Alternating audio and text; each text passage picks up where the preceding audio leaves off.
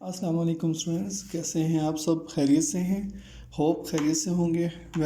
आज हम डिस्कस करेंगे नंबर सिस्टम।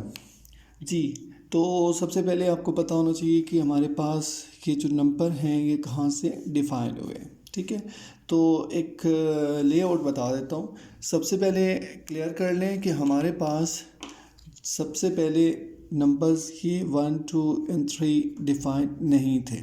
ठीक है, तो क्या हुआ? यूजुअली देखें तो हम डिपेंड करते हैं कि जो हमारा बिज़नेस है ना, वो इनिशियली जो ये बकरियां जो चराते हैं ना, इन लोगों पे डिपेंड कर रहा था। ठीक है, तो स्टार्ट में हमारे पास कोई बिज़नेस के दूसरे सोर्सेज नहीं थे। ठीक है, तो और ये लोग पढ़े लिखे भी नहीं थे, इनफैक्ट सिस्टम डिफाइंड ही नहीं था। तो इन्होंने क्या किया, जब उनके पास कोई एक दो बकरियां हो गई तो वो तो प्रॉब्लम नहीं होता है कि आप उनको उनके कलर से पहचान सकते हैं या उनकी कोई स्ट्रक्चरिंग से आप उनको पहचान सकते हैं। ठीक है, जब उनकी तादाद जो है वो बढ़ना शुरू हो गई, इनफैक्ट उनकी स्ट्रेंथ ऐसे हो गई कि उनको काउंट करना उनके लिए पॉसिबल नहीं था। तो फिर क्या किया उनने कहा जी कि चले हम उनके लिए ना कोई पत्थर रख देते हैं। ये आप उन्होंने डिफ़ाइन कर दिया जी कि 5 6 हमने कुछ पत्थर रख दिए। अब ये बकरियां जब वो चराने के लिए जंगल में छोड़ आते और शाम को जब वो वापस आती ना, तो वो एक बकरी के नाम का एक पत्थर वो साइड पे रखते। क्लियर? तो ये एक वे था जिससे उन्होंने क्या किया, स्टार्ट में काउंटिंग शुरू की। ठीक है, फिर तादाद बढ़ गई।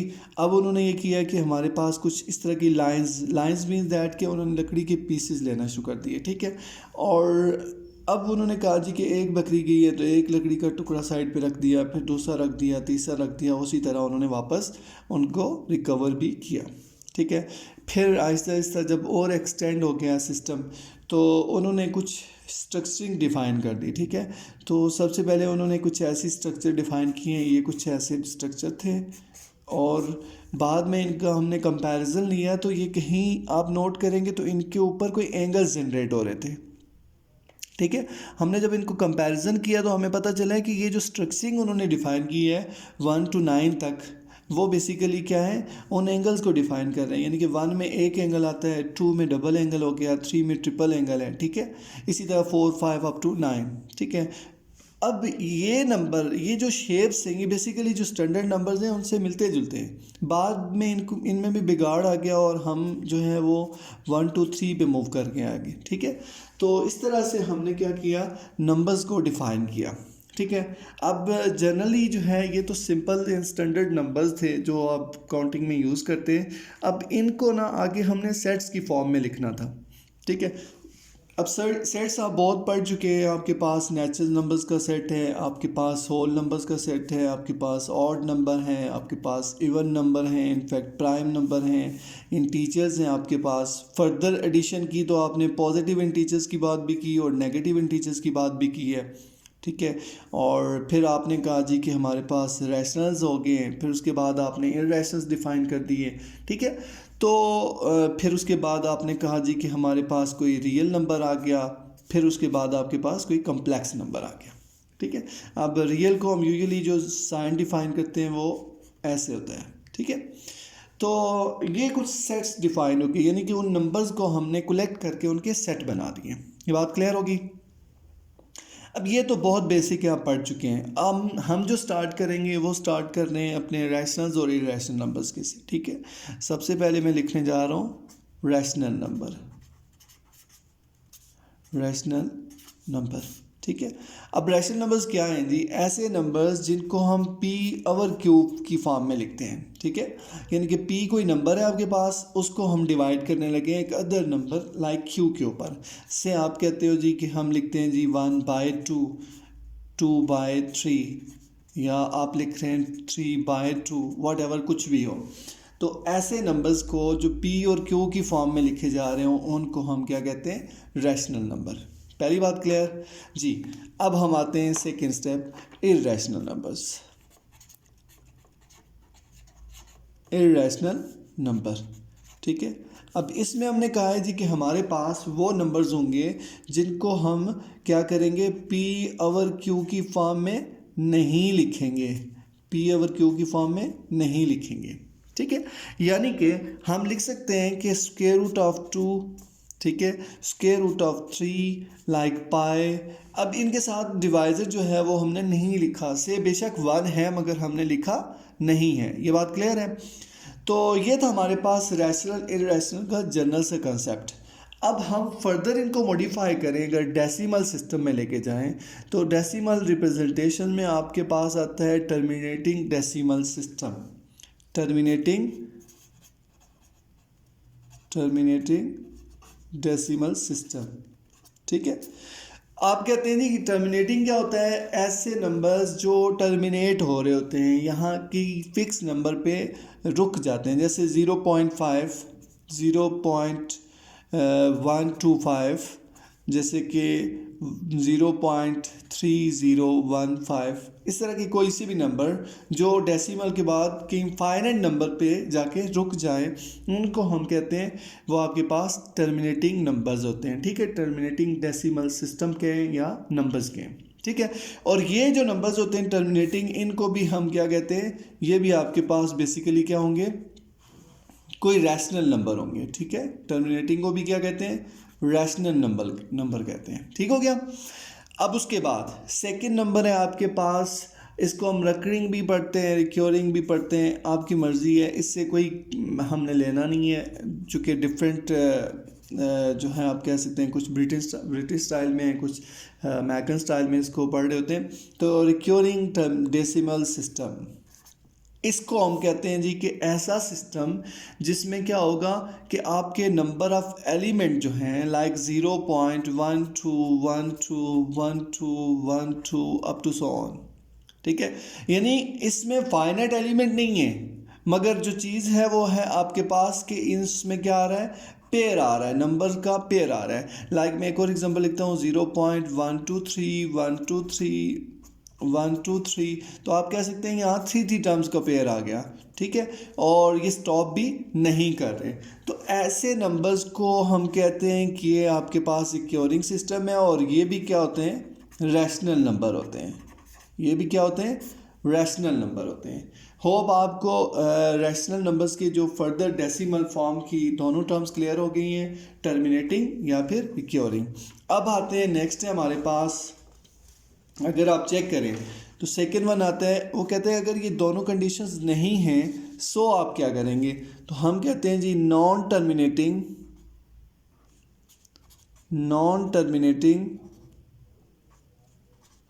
And non recurring REC। ठीक है, अब इसमें आपने क्या करना है, इसका मतलब होगा कि ऐसे सिस्टम, ऐसा डेसिमल सिस्टम जिसमें आप क्या चीज़ डिफाइन कर रहे हैं, आप कहते हैं कि हमारे पास उन नंबर्स में क्या होता है, like 0.123301578 up to so on, यानी वो नंबर क्या हो रहे हैं, ब्रेक भी नहीं कर रहे। ठीक है, यानी इनफाइनाइट भी हैं, और साथ ही में आपने कहा है कि उसमें क्या आता है, उसमें कोई भी रिपीटिशन नहीं आती, ये दो बातें क्लियर कर लें, जिसमें रिपीटिशन भी ना आए और नंबर फाइनाइट भी ना हो। ठीक है, तो हम कहते हैं कि दीज आर इररेशनल नंबर। ठीक है, इररेशनल नंबर, ये अच्छे से क्लियर कर लें, बेशक बहुत सारे स्टूडेंट्स पहले से जानते होंगे इररेशनल नंबर। ठीक है, तो कौन से नंबर्स बताएं जिसमें आपके पास क्या आ रहा हो, रिपीटिशन भी नहीं आ रही है, नंबर्स में रिपीट भी नहीं हो रहे हैं। ठीक है, पेयर की फॉर्म में रिपीट नहीं हो रहे हैं, वैसे बेशक हो सकता है यहाँ पे भी 1 है, यहाँ पे भी 1 है। और दूसरा हमने कहा था कि वो टर्म्स क्या होती हैं, उनकी वो जो आपको नंबर्स दिए हैं वो फाइनाइट नहीं है, इनफाइनाइट है।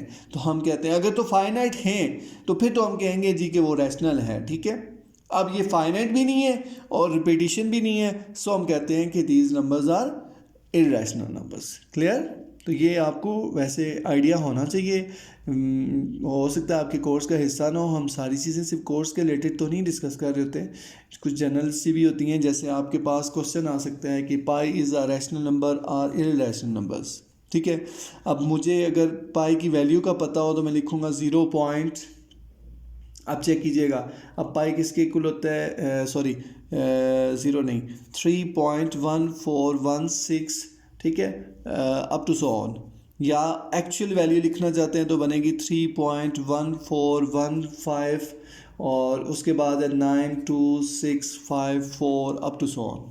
तो देखें इस नंबर्स में इनमें कोई भी रिपीटिशन नहीं आ रही है, स्टॉप भी नहीं कर रहे हैं, ये नंबर आगे एक्सटेंड हो रहे हैं, तो इसलिए your pi is irrational number. ठीक है, ये ऑब्जेक्टिव अक्सर आ जाता है कि आप क्या करें, आप इसकी बताएं कि आपके पास जो पाई है वो रैशनल नंबर है या इर्रेशनल नंबर।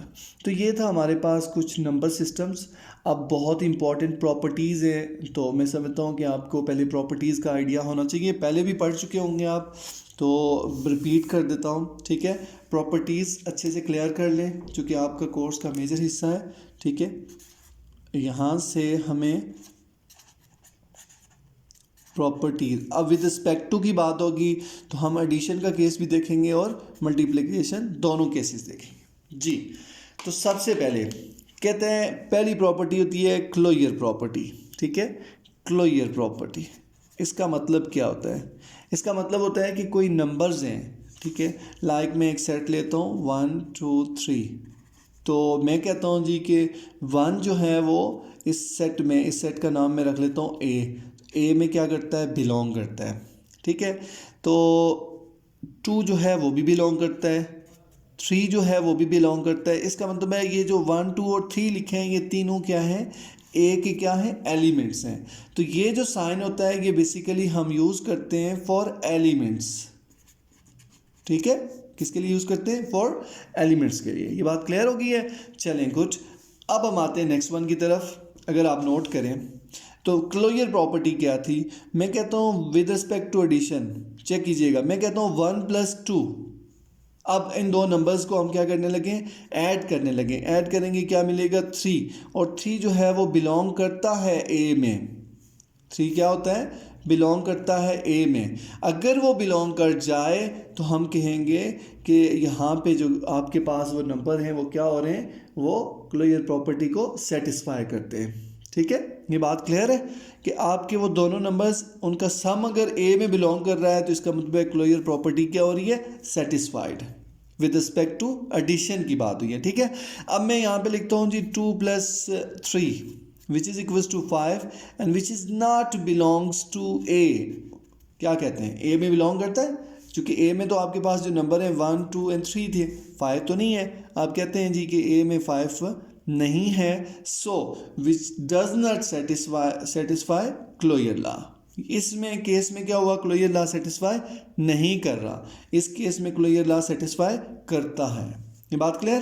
तो ये विद रिस्पेक्ट टू एडिशन की बात हुई। इसी तरह मल्टीप्लिकेशन देखें, 1 × 2 which is equals to already 2, और ये हमारे पास बिलोंग करता है सेट ए में। 2 × 3 which is equals to 6 which does not exist in set A। जी क्लियर कर ले, हमने क्या किया, 2 और 3 का प्रोडक्ट लिया और 2 और 3 के प्रोडक्ट को मैंने कह दिया 6 के इक्वल है, और 6 जो है वो A में बिलोंग नहीं करता। तो इसका मतलब ये हो गया कि ये जो पहली एग्जांपल थी ये क्लोज्ड के लिए है, यानी कि क्लोजर के लिए है। ठीक है, और सेकंड में क्लोजर एग्जिस्ट नहीं करता। ये बात अच्छे से क्लियर है? ठीक है, चलें गुड। अब हम आते हैं, ये तो हमारे पास closure law with respect to addition की बात होगी, यहाँ एडिशन डिस्कस किया और यहाँ पे मल्टीप्लिकेशन। अब इसके बाद आता है नेक्स्ट वन, हमारे पास टोटल जो है हमारे पास 6 राउंड अबाउट प्रॉपर्टीज़ हैं। ठीक है, सेकेंड वन कहते हैं एसोसिएटिव प्रॉपर्टी। एसोसिएटिव प्रॉपर्टी,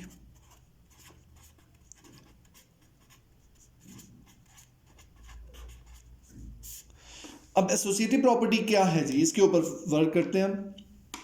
हमने कहा कि अब हमारे पास कोई 3 नंबर हैं, लाइक मैं कहता हूँ जी for all A B C जो है वो बिलोंग कर रहे हैं किसी नंबर में। लाइक मैं यहाँ पे सेट ले लेता हूँ रियल नंबर्स। ठीक है, तो मैं कहता हूँ कि ए को अगर इसमें बी ऐड करें और उसमें फिर सी ऐड करें। ठीक है, पहले ए बी को ऐड करें और जो उसका आंसर है उसमें सी ऐड करें तो वो किसके इक्वल होना चाहिए, ए प्लस इंटू बी प्लस सी, यानी कि बी और सी को ऐड किया तो उसको ए में ऐड कर देंगे। अगर ये आपस में इक्वल इस तरह एग्जिस्ट कर जाए तो हम कहते हैं जी एसोसिएटिव लॉ क्या करता है, होल्ड करता है। लाइक मैं एग्जांपल लेता हूँ, 1 2 3 जो हैं वो बिलोंग करते हैं नेचुरल नंबर से, ठीक है, ये तो हमें पता है। अब आप नोट कीजिएगा, चेक करेंगे तो आप कहते हैं जी कि हमारे पास 1 प्लस 2 जो होगा इसमें हम ऐड करते हैं 3 and this is equal to 1 plus bracket 2 plus 3 जो है। अब आप इनको अगर समराइज करें तो ये कितना बनेगा, 3 plus 3 and this is 1 plus 6 sorry 1 plus 5 और फाइनली दिस इज 6 और दिस इज आल्सो। ये तो था विद रिस्पेक्ट टू एडिशन की बात हो रही है, ठीक है। अब आपने ये एडिशन की प्रॉपर्टी लिखी है, अगर इसी को मल्टीप्लिकेशंस के लिए ले लें आप फॉर मल्टीप्लाइंग, ठीक है, मल्टीप्लिकेशंस, तो आपके पास क्या बनेगा, मल्टीप्लिकेशन जी। तो चेक कीजिएगा, मैं कहता हूँ जी ए इंटू बी सी जो होगा वो ए बी इंटू सी के इक्वल होगा। उसी तरह लिखें, वहाँ पे क्या था, इसके इन बिटवीन प्लस का साइन आ रहा था, तो इस बार मैंने साइन नहीं लिखा। तो जब साइन नहीं लिखेंगे इसका मतलब क्या होता है कि वो आपस में क्या हो रहे हैं, मल्टीप्लाई हो रहे हैं। तो मैं लिख रहा हूँ जी 1 into 2 multiply by 3 which is equal to 1 multiply by 2 into multiply by 3, ठीक है। चलें यहाँ पे भी मल्टीप्लाई। अब अगर सिंप्लीफाई करें तो ये 1 as it is, this is 6 और यहाँ से 2 मल्टीप्लाई बाई 3 तो ये आ जाएगा 6 विच इज़ इक्वल टू 6। तो जी स्टूडेंट्स, ये हमारे पास था second one, this is your associative law, ठीक है। अब आप चेक करेंगे तो हम नेक्स्ट वन जो प्रॉपर्टी है हमारे पास उसकी तरफ आते हैं, वो है आपके पास additive identity and additive inverse, ठीक है। तो सबसे पहले हम आते हैं एडिटिव आइडेंटिटी की तरफ। तो हमारे पास एडिटिव आइडेंटिटी क्या है जी, एडिटिव आइडेंटिटी, सबसे पहले आइडेंटिटी का कंसेप्ट क्लियर कर लें।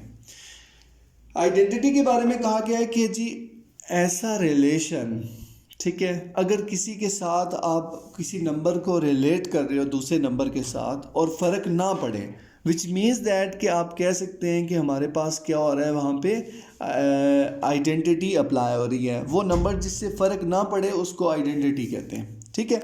लाइक हम एडिटिव आइडेंटिटी की बात कर रहे हैं तो हम कहते हैं जी 0 एक ऐसा नंबर है जो आप किसी में भी ऐड करोगे फ़र्क नहीं पड़ेगा। से चेक करें, 1 प्लस 0 दिस इज़ 1, ठीक है, 5 प्लस 0 दिस इज़ 5। तो इसका मतलब हो गया है कि ये वो नंबर है जिसको हम कह सकते हैं कि ऐड करें तो फ़र्क नहीं पड़ता। ये बात क्लियर है। अब अगर आपसे कहा जाए जी कि अब आप लिखें जी इसकी मल्टीप्लिकेटिव आइडेंटिटी, तो वो क्या होगी, वो आप चेक करें, वो आपके पास बनेगी 1 एक ऐसा नंबर है जिसको आप मल्टीप्लाई करेंगे तो फ़र्क नहीं पड़ेगा। से चेक करें, 1 multiply by 5 which is equal to 5, 1 multiply by 7 this is equal to 7 and 1 multiply by 1000 which is must be equal to 1000, ठीक हो गया। तो इसका मतलब क्या है कि आपने क्या किया है कि किसी भी नंबर के साथ आप रिलेट करते हो एक नंबर को, तो अगर फ़र्क ना पड़े तो हम उसको कहते हैं आइडेंटिटी। अगर मल्टीप्लाई करें तो मल्टीप्लाई में फ़र्क नहीं आया, सो 1 इज़ मल्टीप्लिकेटिव आइडेंटिटी। ऐड करेंगे तो ऐड करते हुए फ़र्क नहीं आया, this is your additive identity. Clear.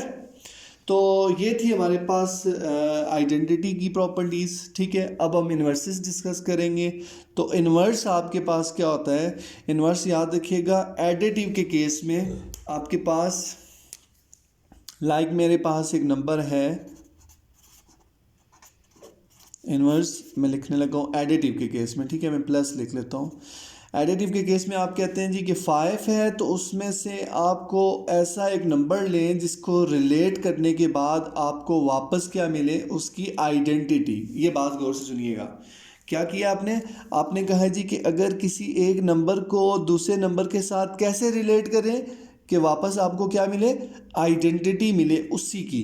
अब यहाँ हमने कहा है जी कि हम प्लस यूज़ करने लगे हैं, मीन्स दैट एडिशंस के केस में तो हम एक नंबर से दूसरे नंबर को माइनस करेंगे तो सोल्यूशन अगर ज़ीरो आ जाता है तो वो दूसरा नंबर पहले का क्या होगा, इन्वर्स होगा। दूसरा नंबर पहले का क्या होगा, इन्वर्स होगा, यानी कि वो इन्वर्स टू ईच अदर होंगे। ये बात क्लियर। और अगर मैं कहता हूँ like a multiply by 1 by a, and अगर इन दोनों को कैंसिल करें तो आउटपुट जो मिलेगा वो मल्टीप्लिकेटिव आइडेंटिटी आ रही है, विच मीन्स दैट हम कह सकते हैं ए का इन्वर्स होगा 1/a, और 1/a को आप लिख सकते हैं जी लाइक आप इस एग्जांपल को ऐसे भी कंडक्ट कर सकते हैं कि a मल्टीप्लाई बाय a की पावर -1। ठीक है, अब बेसिक सेम पावरें ऐड करेंगे तो हमारे पास जो सोल्यूशन आएगा a की पावर 0 और a की पावर 0। तो इसका मतलब हुआ कि a multiply by a inverse जो होता है वो 1 के इक्वल होता है। ठीक है, तो आप कह सकते हैं कि अगर दो नंबर्स को आपस में रिलेट करें, मल्टीप्लाई कर रहे हैं तो सोल्यूशन 1 आ गया, ऐड कर रहे हैं तो सोल्यूशन 0 आ गया, तो वो नंबर्स आपस में एक दूसरे के क्या होंगे, इन्वर्सेस होंगे। ठीक है, तो ये थे हमारे पास 4 मेजर्स प्रॉपर्टीज़। उसके बाद हम आते हैं next one is your commutative property. ठीक है, और कम्यूटेटिव प्रॉपर्टी में क्या होता है,